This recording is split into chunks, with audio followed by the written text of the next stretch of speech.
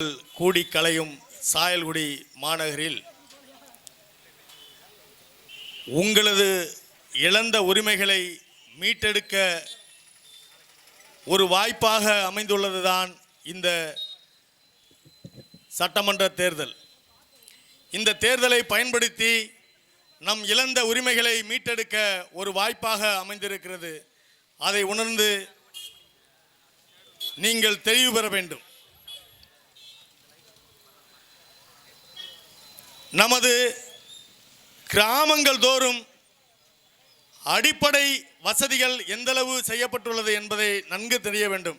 இன்னைக்கு ஐயா ராஜகண்ணப்பன் போகிற இடங்கள்லாம் நிறைய இடங்கள்ல அது என்னென்னமோ வந்து விழுகுது, அவங்க வண்டியில் என்னென்னமோ நடக்குது. மக்கள் கேள்வி கேட்க ஆரம்பிச்சிருக்காங்க. ரொம்ப பெருமையாக இருக்குது.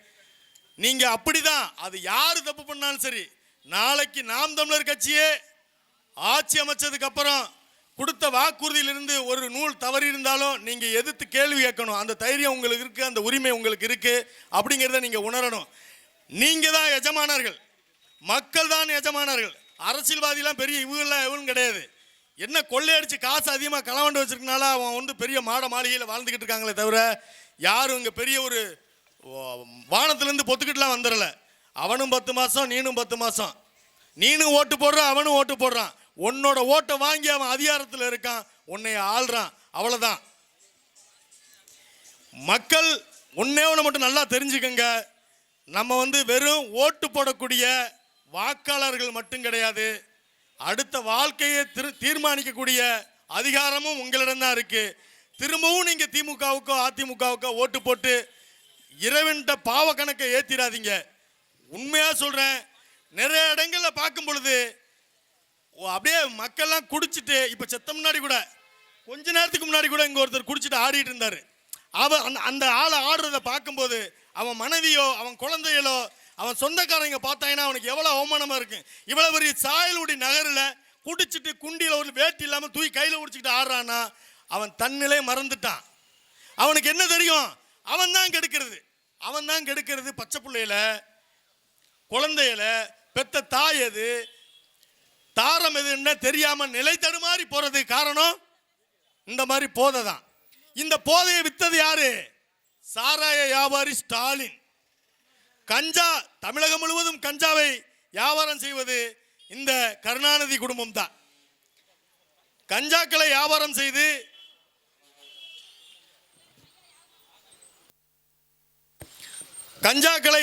செய்து மக்களின் இயல்பு வாழ்க்கையை சீரழித்து விட்டார்கள். பல குடும்பங்களின் நிம்மதியை கெடுத்து விட்டார்கள். குடும்பத்தின் நிம்மதியை கெடுப்பதே தான் திராவிட கட்சிகளினுடைய குறியாக இருக்கிறது. மக்களின் நலனில் துளிகூட அக்கறை இல்லாத இந்த திராவிட கட்சிகளை திரும்பவும் தயவு செய்து அரியணையில் ஏற்றி விடாதீர்கள். இறைவனிடம் நீங்கள் மிகப்பெரிய பாவக்கணக்குக்கு ஆளாக்கப்படுவீர்கள். உங்களை கெஞ்சி கேட்டுக்கொள்கிறோம்.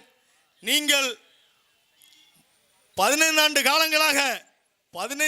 காலங்களாக மக்கள் பிரச்சனைகளுக்காக எந்த சூழ்நிலையிலும் சோடை போகாமல் பேரம் பேசாமல் மக்களின் உரிமைகளுக்காக தொடர்ந்து குரல் கொடுக்கும் மானத்தமிழன் செந்தமிழன் சீமானின் கரத்தை வலுப்பெற செய்ய வேண்டும். நீங்கள் உங்களுக்காக இந்த மண்ணில் அரசு கொண்டு வந்த மக்கள் விரோத சட்டங்களையும் திட்டங்களையும் எதிர்த்து அத்தனை போராட்ட களத்திலும் நின்று அதை தடுத்து மக்களுக்கு பாதுகாவலனாக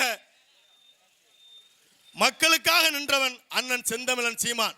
இன்னைக்கு தமிழகத்தில் இருக்கக்கூடிய அரசியல் இயக்கங்கள் பல சாதி சங்கங்களை உருவாக்கி அதன் மூலம் ஒருவரை தேர்ந்தெடுத்து கொண்டு வந்து உள்ளே வைத்துக்கொண்டு இன்னைக்கு அரசியல் களத்தில் களமாடுகிறார்கள். உனது சாதிக்கு 2 பேரை உருவாக்கிறான். ஒரு சாதிக்கு 2 பேரை உருவாக்கிறான். ஒருத்தன் திமுகவில் போய் சேர்ந்துறான், ஒருத்தன் அதிமுகவில் போய் சேர்ந்துறான். இந்த அப்பாவி மக்கள் யார் பக்கம் போய் சேர்றது? ஒரு விஷயத்தை நல்லா தெரிஞ்சுக்குங்க. ஒரு சாதிக்கு 2 பேரை சேர்த்துறான். அப்பாவி மக்கள் இந்த சாதிக்கு இந்தவனுக்கு ஆதரிக்கிறதா அவனுக்கு ஆதரிக்கிறான்னு தெரியாம இன்னைக்கு போயிடுறாங்க. இன்னைக்கு இருக்கக்கூடிய திமுகவும் அதிமுகவும் கார்ல இவ்வளவு நீளம் வச்சிருக்காங்க, கொடி இவ்வளவு நீளம் வச்சிருக்கான்.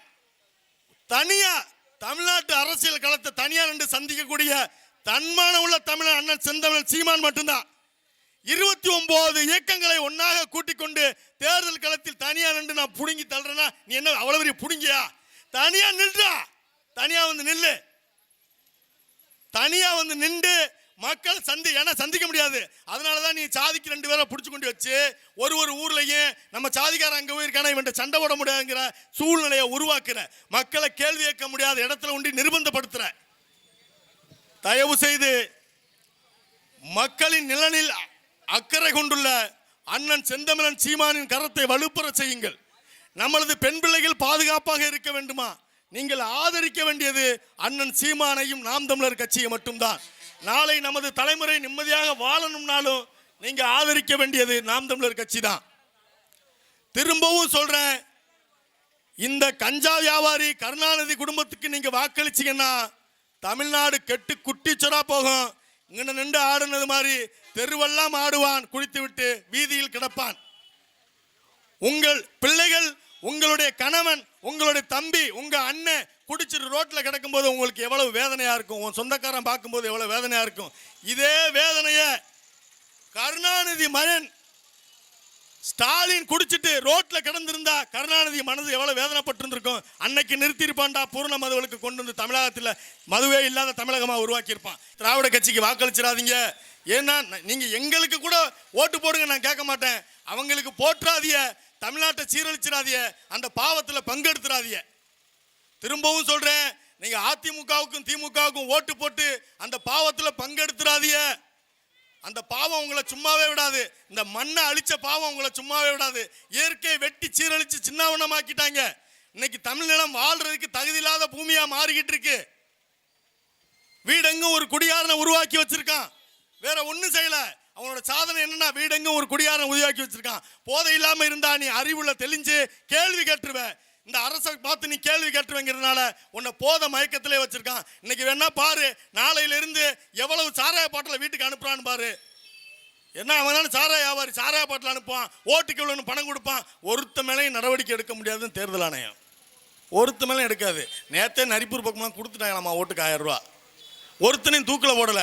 நீங்க இதுவரைக்கும் காசு கொடுத்தவனையும் இந்த கூப்பன் கொடுத்தவனையும் தூக்கி தொங்க விட்டு நடு ரோட்டில் போட்டிருந்தீங்கன்னா இல்ல, குறைஞ்சபட்சம் அந்த எந்த வேட்பாளர் வந்து வாக்காளர்களுக்கு பணம் கொடுத்தானோ அவனுடைய அங்கீகாரத்தை ரத்து பண்ணி அவன் தேர்தல் நிக்க விடாம குறைஞ்சது ஒரு 2 தேர்தலுக்கு நிப்பாட்டி வச்சுனா மறு வேட்பாளர் வாக்காளருக்கு பணம் கொடுப்பானா?